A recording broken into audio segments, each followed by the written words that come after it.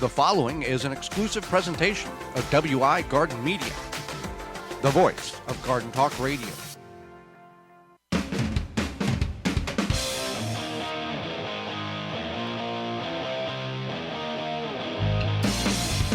Coming up on the program today, we're going to discuss growing indoors over winter, as well as small engine end-of-season maintenance. Our guest is Executive Director of kidsgardening.org. M. Shipman will be with us, and we'll answer your garden questions. The hour is full, so join us.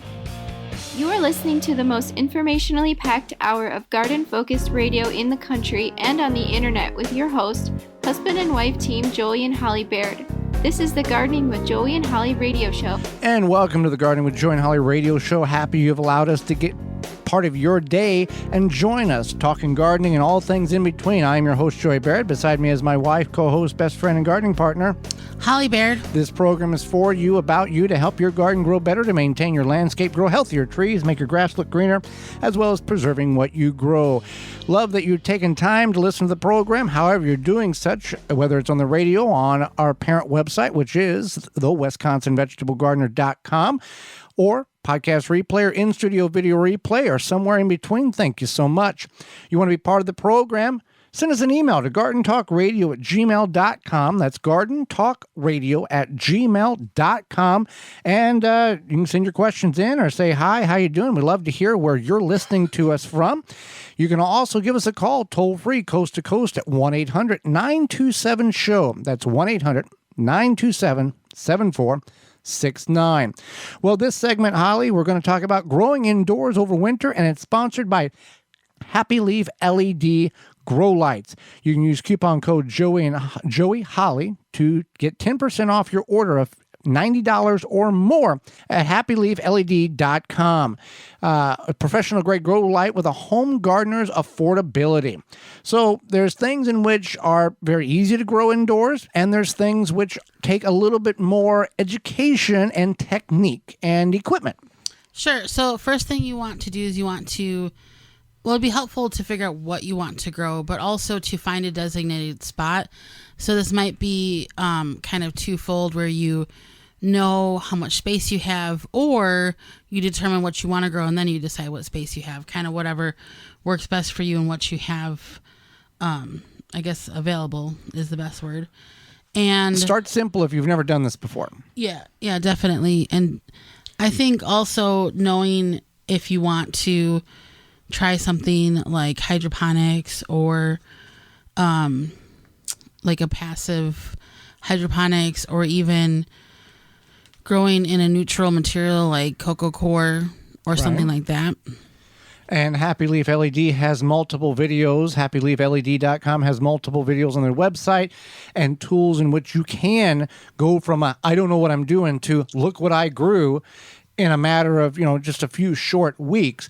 Very detailed and professional information, which you can grow anything basically inside HappyLeafLED.com. So we've got Happy Leaf LED grow lights. We've grown year-round. We've grown tomatoes that were 700 days old.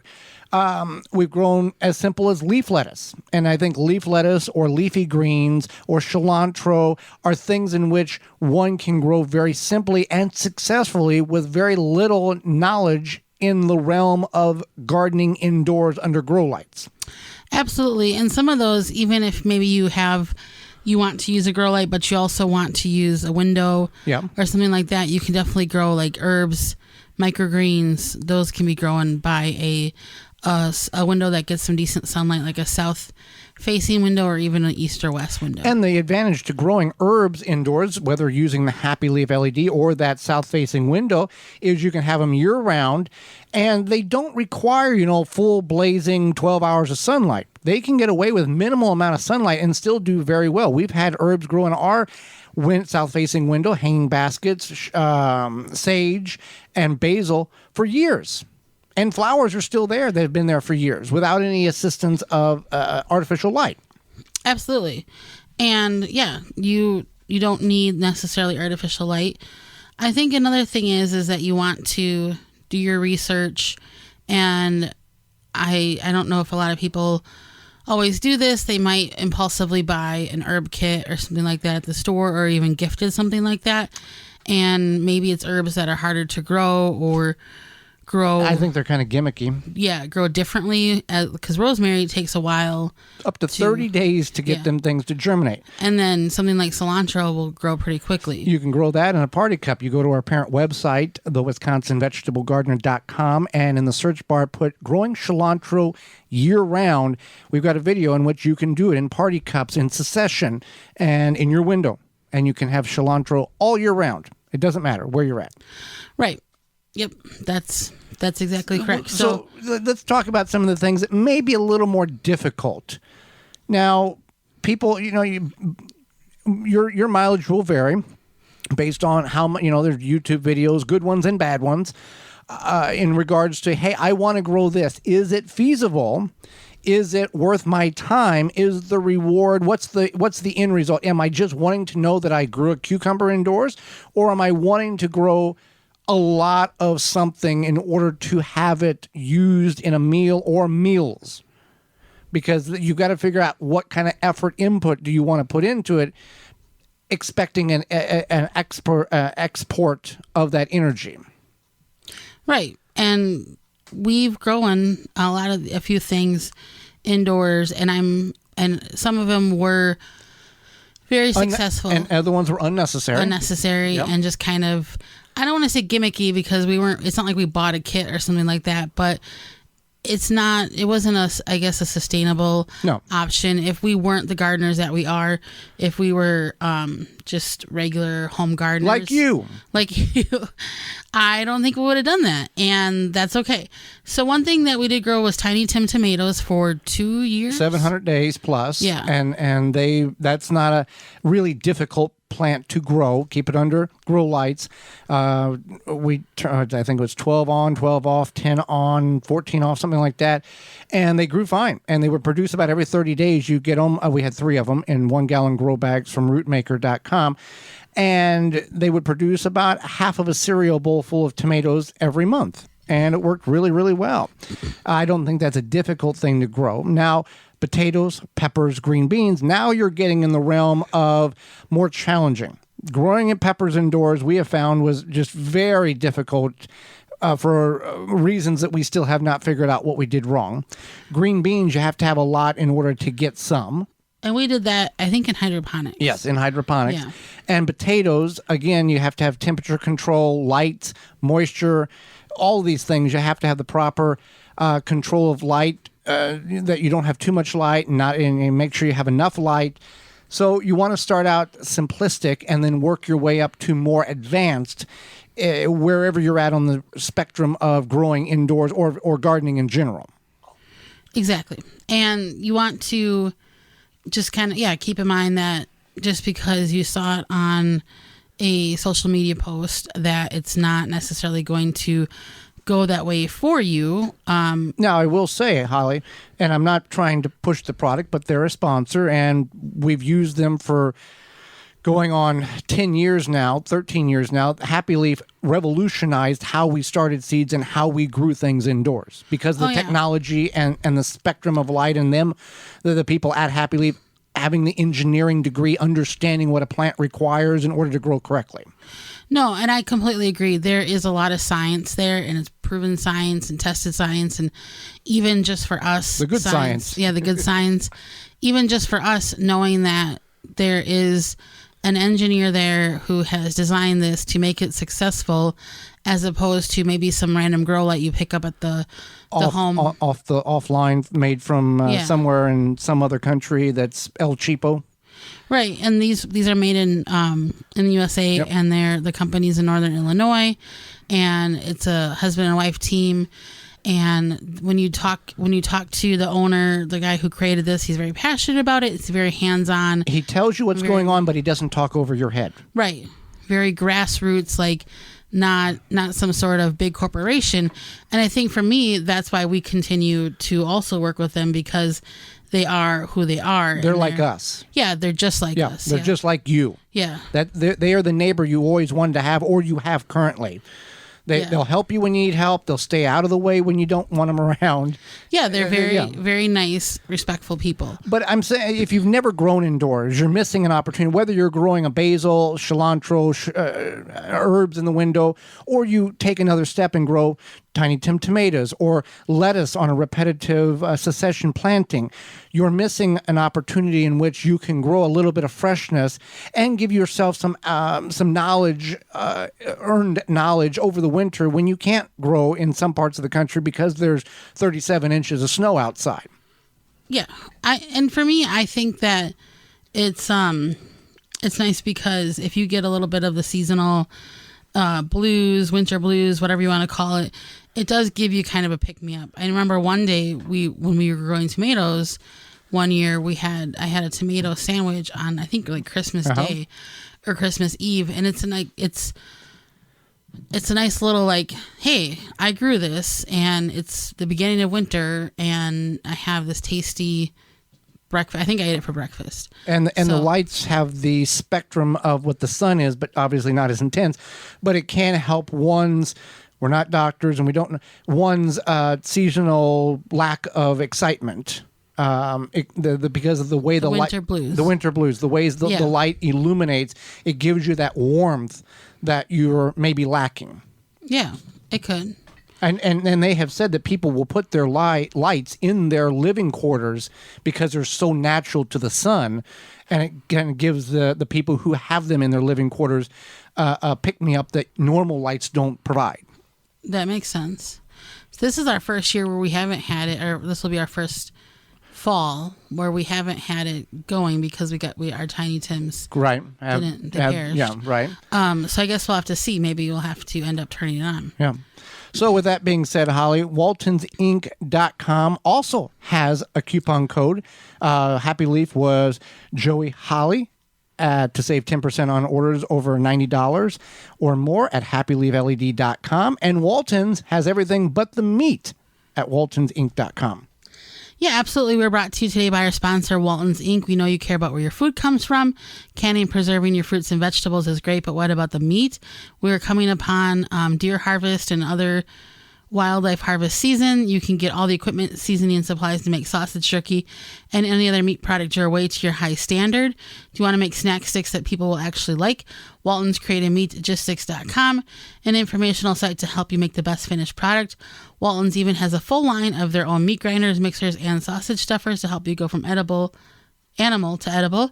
If you go to waltonsinc.com, you use code GROW50 to save 10% off orders of $50 or more. When we come back, small engine end of season maintenance. Get them taken care of so they will work next year. You're tuned into the Gardening with Joey and Holly radio show. Have a garden question? Give Joey and Holly a call now or anytime 24/7. Just dial 1-800-927-SHOW. If you can't get through, leave a message and they will call you back. Call now 1-800-927-SHOW.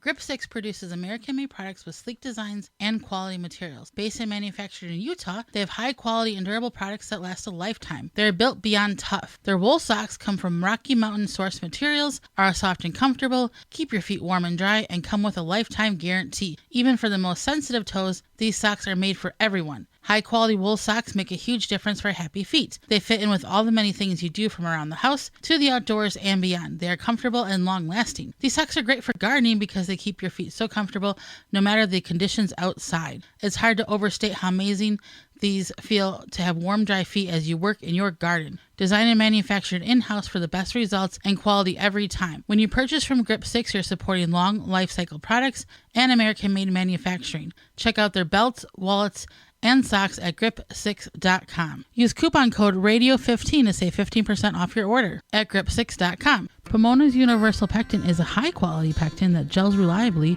with low amounts of any sweetener. If you're trying to reduce the amount of sugar in your diet, you'll love Pomona's Universal Pectin.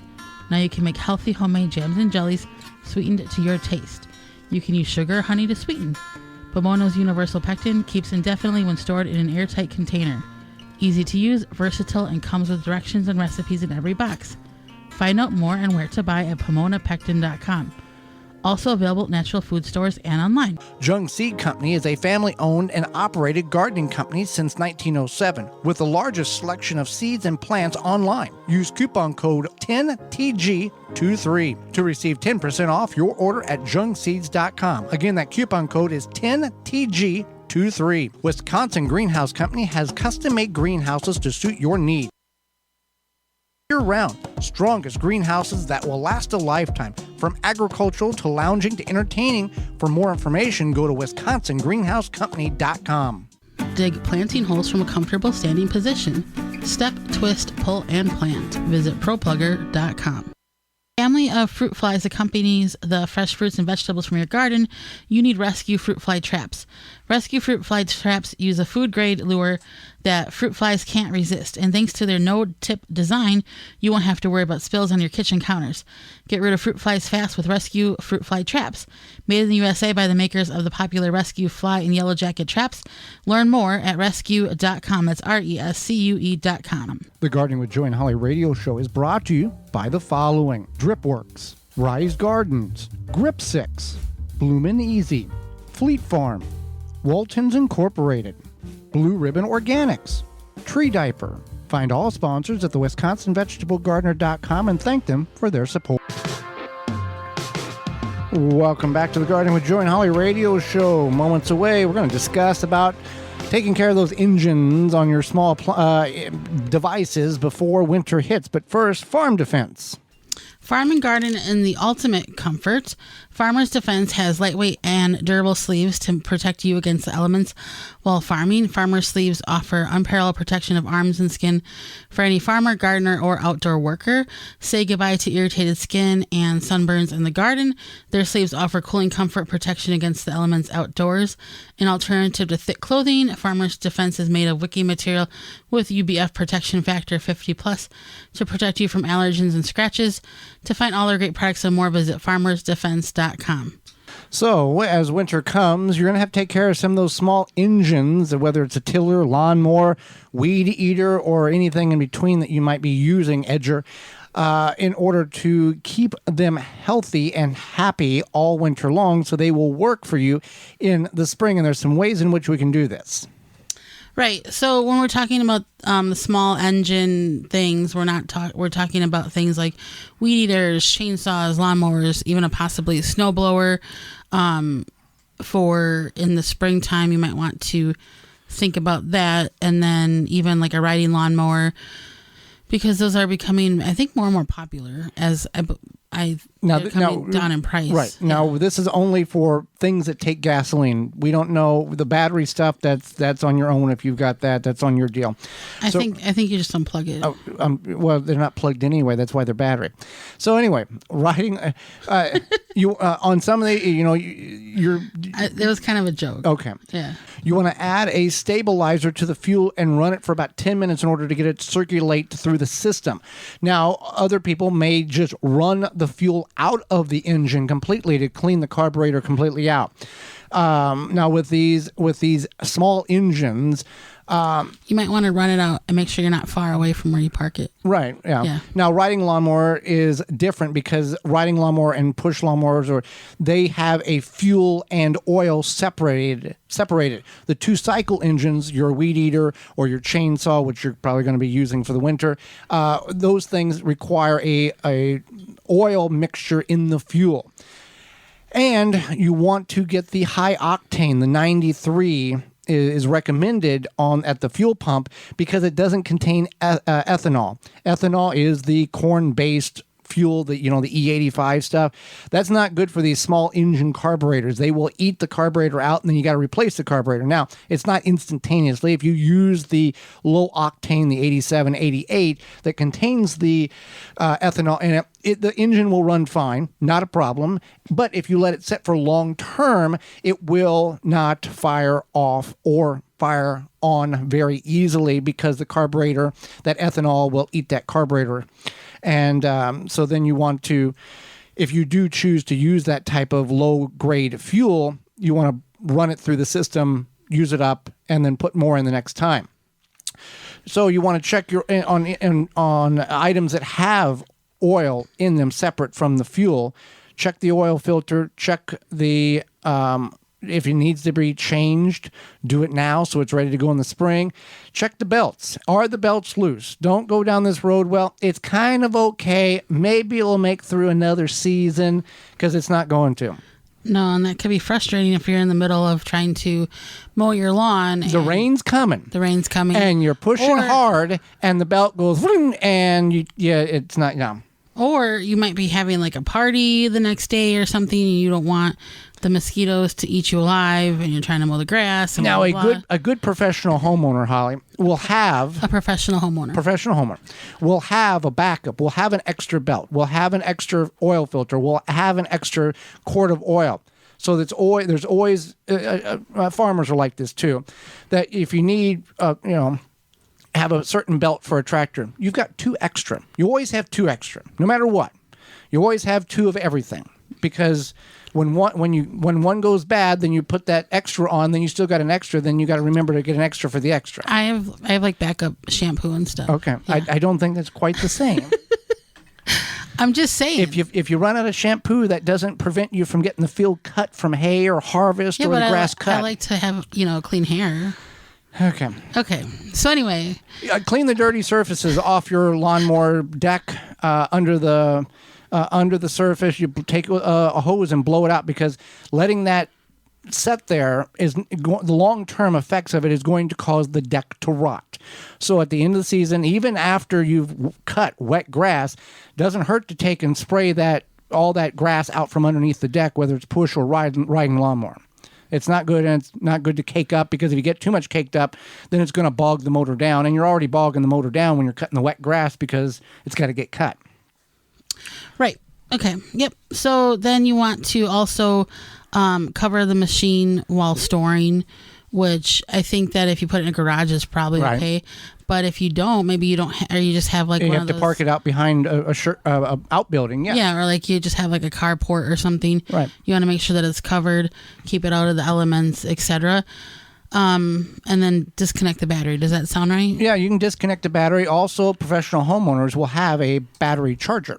Professional homeowners. Yeah, professional homeowners. You can be a homeowner, but you can be a professional homeowner that you know what's going on. I feel like this is some sort of HGTV promotion. No, it's just a professional homeowner. If you're going to do things and you want to have less frustration, it's always better to be prepared for. Always have a backup of things you're going to need, and have your car battery goes dead, lawnmower battery, whatever. You have a battery charger. A quick charge or a trickle charge or whatever the case is, have a backup or have a charge, and check your battery, because batteries don't last forever. If it didn't start very good this year, it's probably going to not start very good or not at all next year. And if you've got to replace parts of the lawnmower. And here's the thing with lawnmowers, with weeders, there are certain ones that are extremely high technical that, like 4 people in the world knows how to work on it type of thing. But for the vast majority of these equipment, chainsaws, weed eaters, edgers, lawnmowers, fill in the blank, snowblowers, you can do it yourself. YouTube is a phenomenal piece of equipment. And for every 7 or 8 excellent videos, there's 2 or 3 that are just junk, but you have to do a little sorting out. But there are videos which will walk you through every single nut and bolt and move that you need to make in order to replace a coil or a belt or a blade or whatever the case is. There's videos on there, and will save you hundreds and hundreds of dollars instead of taking it to the local mechanic and have to pay them to do it. You're capable of doing it, whether you're a male, female, or in between. You can do it yourself. Don't say you just because. And we talked to several people in other aspects of life, and they said just because you've never done it doesn't mean you can't do it. Right. Absolutely. And that's the thing, is that because you have so much access to this information. Now, if you do come across a YouTube video and it seems a little shoddy. It is. Or you're like, that doesn't seem right. Use your best judgment. And especially if maybe they only have like a couple subscribers and they're I don't know. That they have to be professional, but you can kind of tell. Yeah. So handheld equipment, blowers, leaf blowers, we forgot to mention that, edgers and all that. You want to drain the fuel, run it out, and then once empty, pour a small amount of the 50-to-1 pre-mixed fuel that will add a protective coat to the engine during storage. Now, always keep fuel on hand with that 50-to-1 mix, if that is what is required, lawnmower fuel. Fuel will go bad. It will go bad, but I forget, what is it, 30, 60, I forget what the actual time frame is on it, that it was but we've had fuel in fuel tanks for a long time, more than 30 days, and it was fine. But anyway, start and run the unit till it's completely gone. We talked about that. Replace the filters. So the 50-to-1 ratio, we got time for a little story here. The 50 it's your story time. Yeah. Okay. So 50-to-1. It's you get the little bottle, and it's one of the little bottles for one. So you knew what this was? Yes. Okay. With the chainsaw we've got, you got a mixture and the weed eater and all that stuff. So there's larger bottles that are for 2.5 gallons, and the smaller bottles are for 1 gallon. You mix the oil in, and then you put the gas in, and that's the mixture, because these engines don't have a separate oil capacity. It's a mixture of fuel, and that's how that's how it lubricates the engine. So I guess it was sophomore year in algebra half, and the teacher said, now what if you have he gave some equation of, you have a 2.5 gallon fuel can and you have a little bottle of the 50-to-1. What is the ratio to do that? And I said, well, just get a 1 gallon jug and the small thing, and you can do it very simply. That was not the answer. Because on the farm, we had 1 gallon and we had the mixture, and you just mixed it, boom, and you kept moving. You didn't have to do any formulation or an equation of going, well, I've got this and I've got 7/8 of this gallon. It was just dump and go. Make life simple. Yeah, but math teachers aren't about that. No, they're in a different realm. Yeah, they very much are. One time my math teacher was talking about the legs of pigeons and the roofs that they sit on or something, and I was like, what? Okay, so anyway. Yeah. Spark plugs. You really don't need to change your spark plug, but about every 100 hours is a good indication that you just want to, take it out, see if you got engine problems, you're going to notice an excessive amount of oil on your spark plug. If you're having foul plugs, if things are not going well, that's an indication that something's going on, and that you might be more internal than what you think. But yes, regular maintenance on that is a good thing. Yep, and then just anything like if it needs an air filter.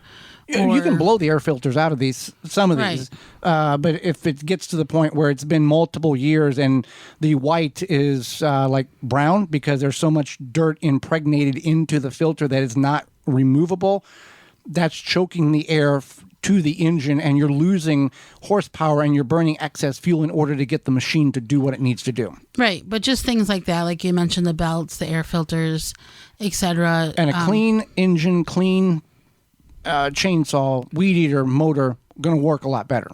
Absolutely. And it's safer too. Yes. Because you're not fighting the dirt. You don't need to get jammed up or something. Right. Yeah. Right. Yeah.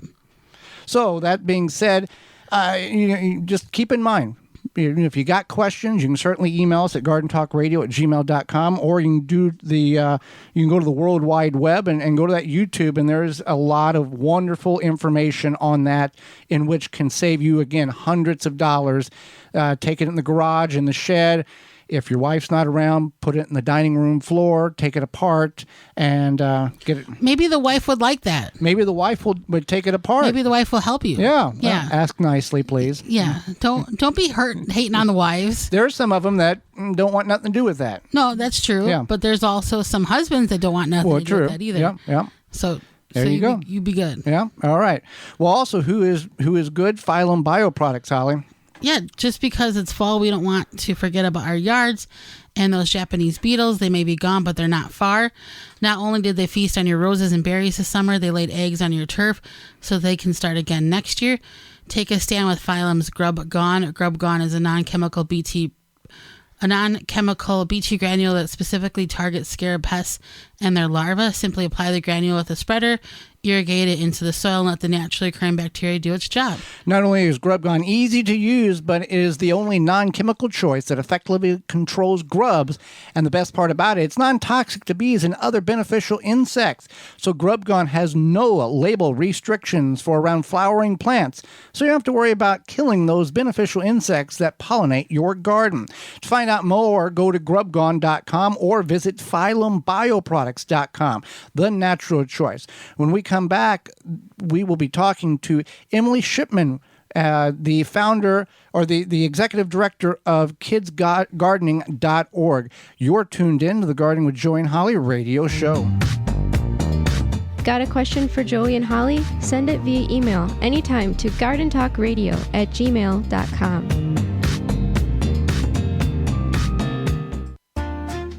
Need a new mattress? Choose Furlow over the other leading brands and save big, really big. Because hey, nobody ever slept better for paying thousands more for basically the same mattress. Plus, with Furlow mattress, you also get our exclusive lifetime comfort guarantee. Good for as long as you own your mattress.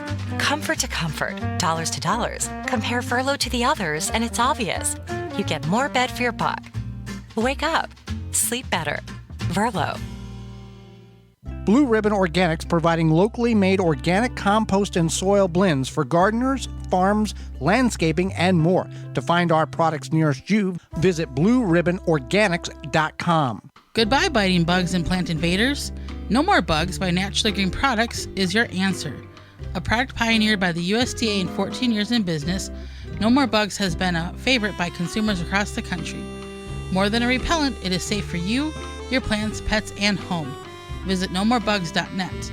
Free shipping on orders over $50. Use code FREESHIP4ME. Rootmaker starts your plants off right and keeps them going through harvest. From their seed starting trays with an innovative design that air prunes the roots to their large variety of grow bags, 1 to 60 gallons. Their products will provide you the harvest you've never seen before. Visit rootmaker.com and use coupon code RADIO23 to save 15% off your order at rootmaker.com. Garden like a pro in 3 easy steps and receive customized fertilizer recommendations for your garden or lawn.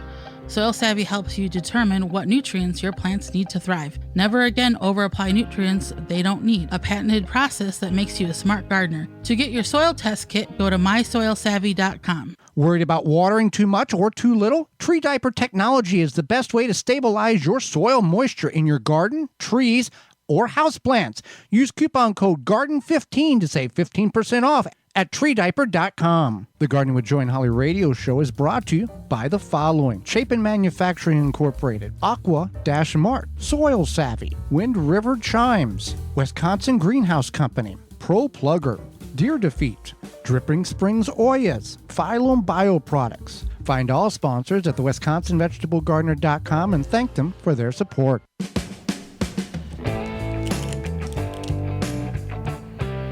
Rise Gardens is a revolutionary hydroponic gardening system for your home.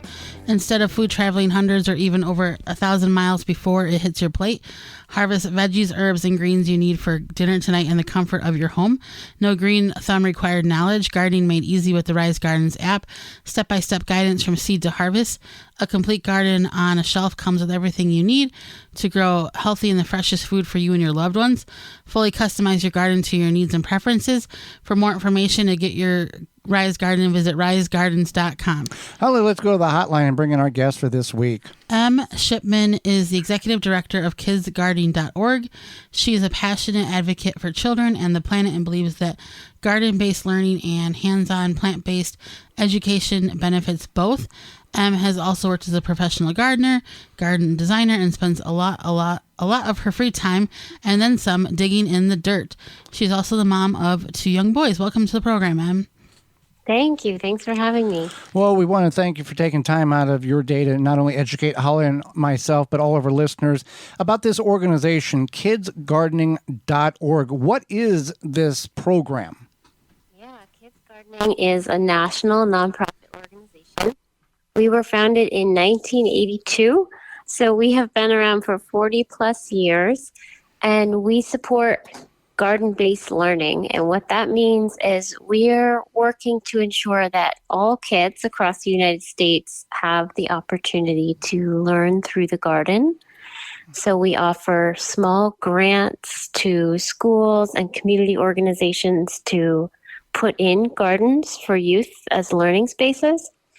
We also offer curriculum. So for 40 years, we've been writing lesson plans and activities and standards-based curriculum to teach through the garden, anything from math to science to social studies and social emotional learning.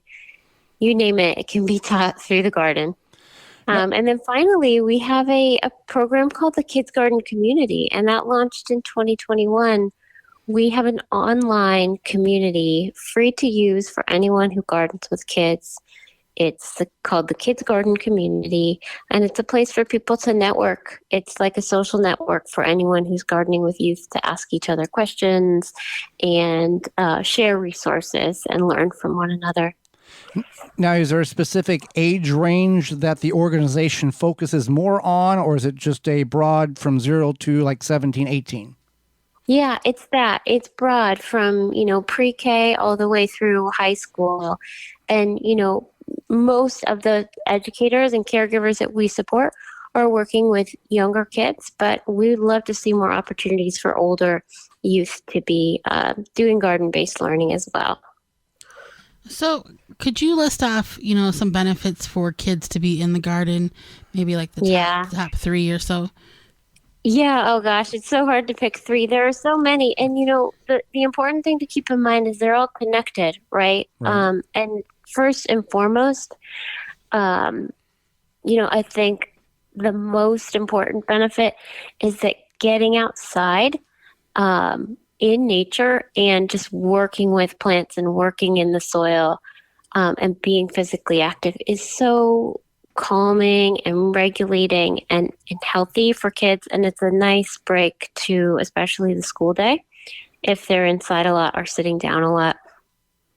So that's the foundational, in my opinion, that's one of the most important things. And then everything else can kind of layer on top of that. If kids are feeling a little bit more calm, feeling like they got their wiggles out and they're getting fresh air and sunshine and all and the physical activity. But it's a really incredible place to learn as well. And I think we're becoming increasingly aware that, not all kids learn well, again, with classical instruction, an educator standing at the front of the room and talking, and kids sitting in desks. And it's not to say that education's like that now. Things have changed for sure over the past few decades, but the more opportunities that kids have to experience learning in a hands-on way, in an experiential way, the more it's going to stick for them. And I think there are definitely some kids that is really important for. And it can be life-changing for those kids to have those opportunities to excel when they might not be excelling in the classroom. But when they get out into the garden, maybe they're a leader because they're good at doing things that are hands-on, or they like hard work, or maybe they know a little bit of something about gardening. So we think it's a really great learning lab and teaching opportunity, not to mention just all of the interactions that are going on in the garden between sun and rain and plants and insects and, all of these things that are just so educational for kids to tune into. So I would say those are the top 2. They encompass a lot. It's really a good space for people also to just learn about healthy food, learn about where food comes from, learn about the food system, and just, think a little bit more about our food and what we put into our bodies and the impacts of, the practices that we choose to use in growing our food. So it's a really great starting point, I think, for a lot of kids in thinking about how they want to eat as they grow older, both for their bodies and for the planet. So what are some challenges people may face when getting their kids in the garden? Would screen time be one of those words that we have a challenge to pull them away from? Yeah, I think when we're, when it's parents saying like, oh, hey, you want to come help me weed the garden versus, playing Minecraft.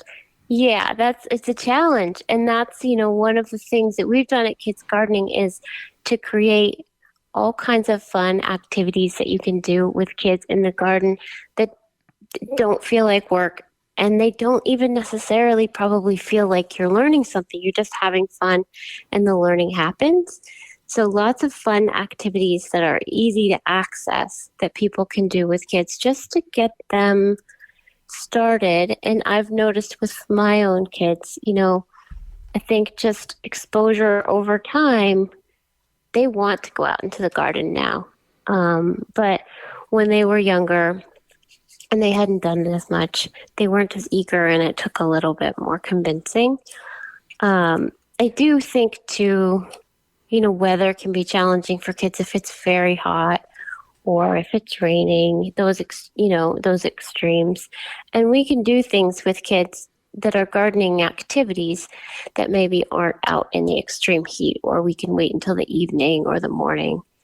And then, another barrier when we're talking about schools and community organizations gardening with youth is, I think, having the time and then having the budget to actually have the garden itself. So, Kids Gardening is here to offer grants to anyone who's interested in trying to build a garden program for youth. And there are a lot of grants out there, and we actually have a place within the Kids Garden community where we have a list collected of all of the grants that are out there for folks who are gardening with youth.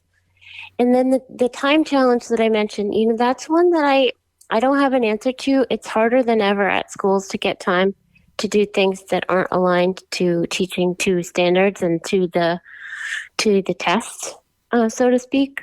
So it takes some creativity from really passionate educators to find ways to teach to the standard through the garden, in order to be able to find the time to get kids out there. Because it can take a little bit more time to gather the kids, walk outside, regroup, explain the plan, do the gardening activity, and then clean up and come inside, rather than doing a lesson in the classroom. But it's well worth it. And the educators that we work with, not only are their kids enjoying themselves and learning more, but the teachers themselves like their jobs more.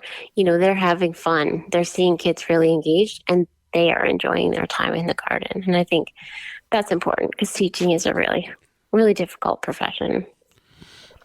Absolutely. And I know that I have a sister who teaches elementary school, and I have several friends, and they do like to do other things that if they can and they have the capacity for it, and things like gardening. And I know at one of the schools my sister taught at, they did have a garden, and they had a program for it. So, and it was very beneficial, like you had mentioned.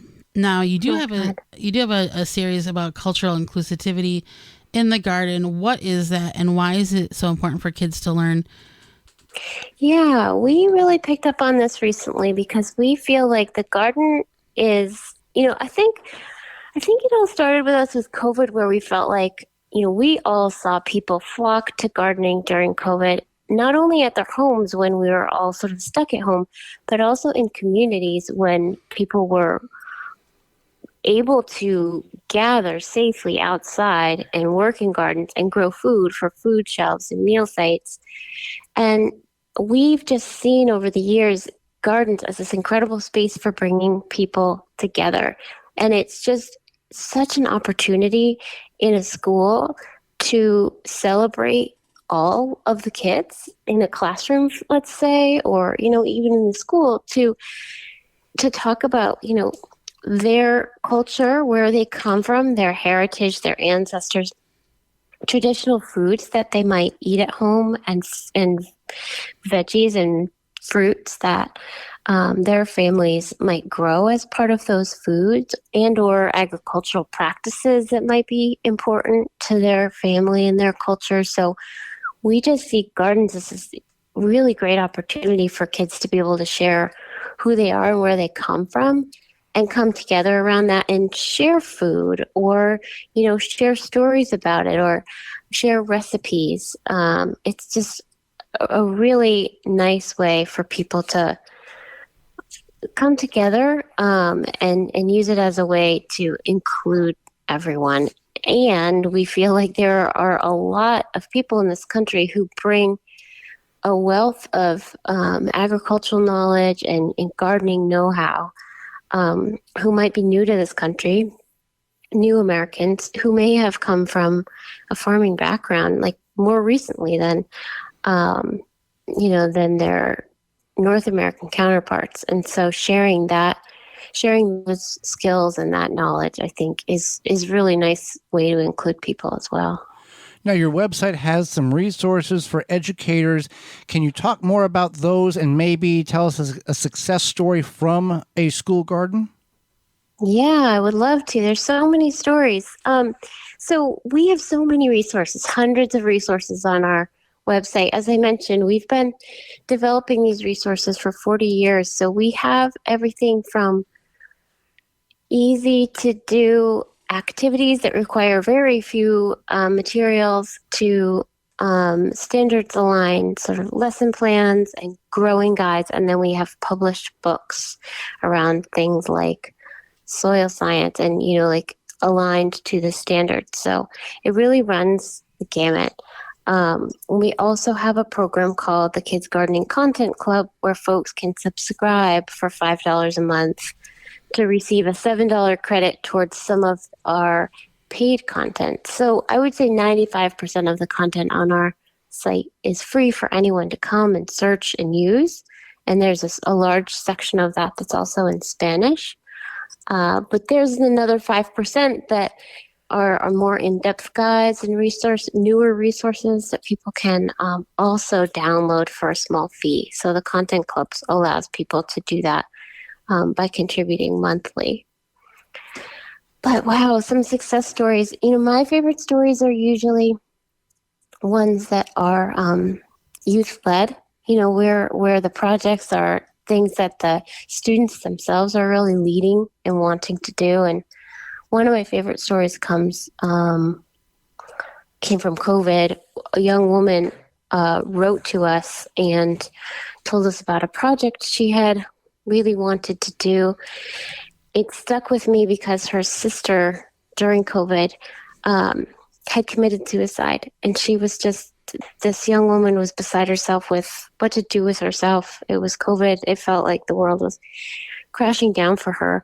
And she was able to get a group of friends together, and they taught themselves how to propagate, what needed to happen to acorns to be able to germinate these, forget what kind of oak they were, but she was out in California, and they used all materials found around their school to grow, I think 250 or 300 oak seedlings from acorns that they gathered and I think soaked and prepped for germination. So they planted these, they built wagons for them. They've set up an irrigation system, like really, really kind of advanced engineering that they did. These were I think freshmen in high school. And then they cared for these seedlings for, I think, about a year, and then worked with one of the local colleges to plant them out as part of a reforestation project in the hills near the city that they lived in. And it was just a really special story, and we awarded them with a grant for the work that they did. It just felt like a really special story of kids coming together and doing this all on their own with materials that they gathered just from around. Like they were just really thrifty and really ingenious, and did it in a time of darkness for the young woman who was the leader, and really were planting trees to me and to a lot of people is, a really hopeful and optimistic thing to do. So this story has always stuck with me, and we stayed in touch with the young woman over time. Well, it's probably one of hundreds and hundreds of stories that you could share with us, but the time is limited. How can people find out more about the programs, the website again, and other things there?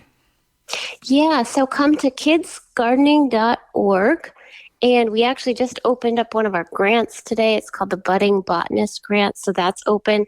This is actually the time of year when we're opening up our grant programs so people can apply to those grants to get funding to do their work. We also are a nonprofit, so we're funded by donations. So you can come to our website if you want to support our work. There's a donate button in the top right of the website.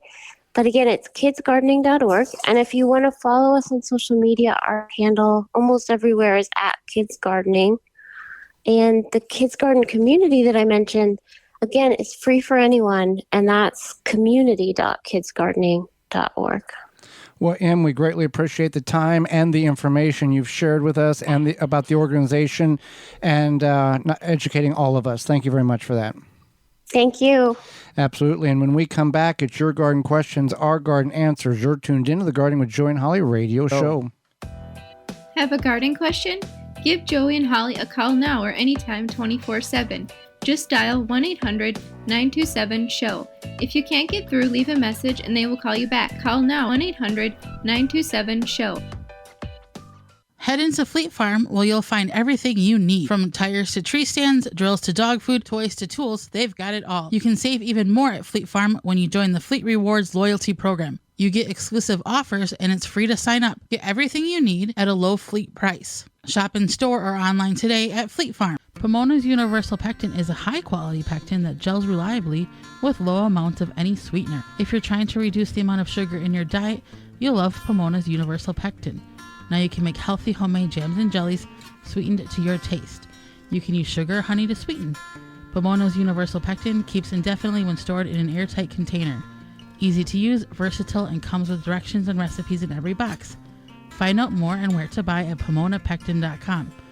Also available at natural food stores and online. Tree Hugger sprinklers are the ultimate watering device for either your newly planted or established trees and shrubs. Our sprinklers open and close around the trunk of your tree and provide 360 degrees of watering. With our adjustable valve, you can direct the water to your tree's targeted saturation zone. They come in 3 sizes, 7, 11, and 15 inches. You can purchase a Tree Hugger sprinkler at your local garden center, feed store, or hardware store. Go to treehuggersprinklers.com to find a retailer close to you. Or you can buy it directly from Amazon or treehuggersprinklers.com. If you're an independent nursery, garden center, hardware store, or feed store, you will want to stock this product. Contact the good people at Tree Hugger Sprinklers and they will get you set up. Your tree's best friend. treehuggersprinklers.com. Make watering easy. DripWorks provides quality drip irrigation supplies and equipment to gardeners just like you for all your growing needs across the U.S. and Canada.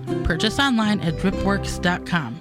The Gardening with Joy and Holly radio show is brought to you by the following: Happy Leaf LED, Root Maker, Jung Seeds, Tree Hugger Sprinklers, Verlo Mattresses, Farmer's Defense, Pomona Universal Pectin, Natural Green Products, Mantis Tillers.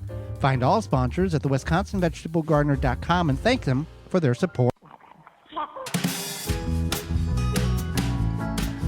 Welcome back to the Garden with Joy and Holly radio show. Question and answer time. Send them on over. GardenTalkRadio@gmail.com.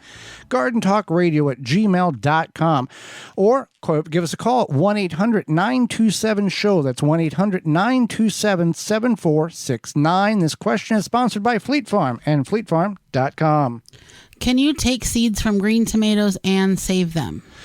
No and yes. If the tomato doesn't ripen, you can't get 100% certainty that the seeds are going to be viable.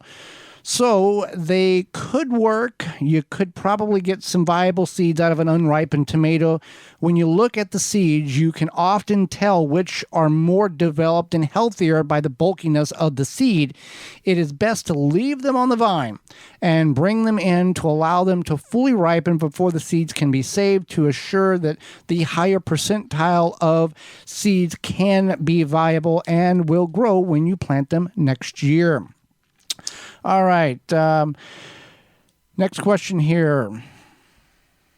I've been watching your YouTube show for 2 years. I wanted to know how you can overwinter native perennials in Zone 5B. I'm in Chicago when you can only container garden on a patio. I have not had any luck besides some lady ferns that barely survived one winter? Is there something that you can do? I would love to be able to have my New York asters, yarrow, and other natives, as well as raspberries, survive over winter. So if you can't bring them into your home or garage or shed, or bury them into a lot of people will take their perennials and then bury them in the soil, and that allows them to overwinter. The best thing you could do is take the containers and put them all together, cover them with leaves, straw, some sort of mulch, and then you would want to wrap them in cloth and or plastic. And then if you could move them inside, that would be best. If you cannot, insulating them would be the best thing that you can do to help survive the winter. And you would water them well before you insulate them and cut back any growth. So you just basically cut back the growth, water them well, find some way to insulate them, put them, if you're on a patio that you know which way the wind might likely blow.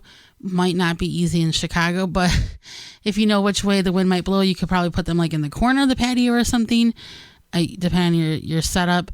But if you can bring them inside and put them in their own little area, that would be most helpful. All right, now we go to the hotline. We've got a question here.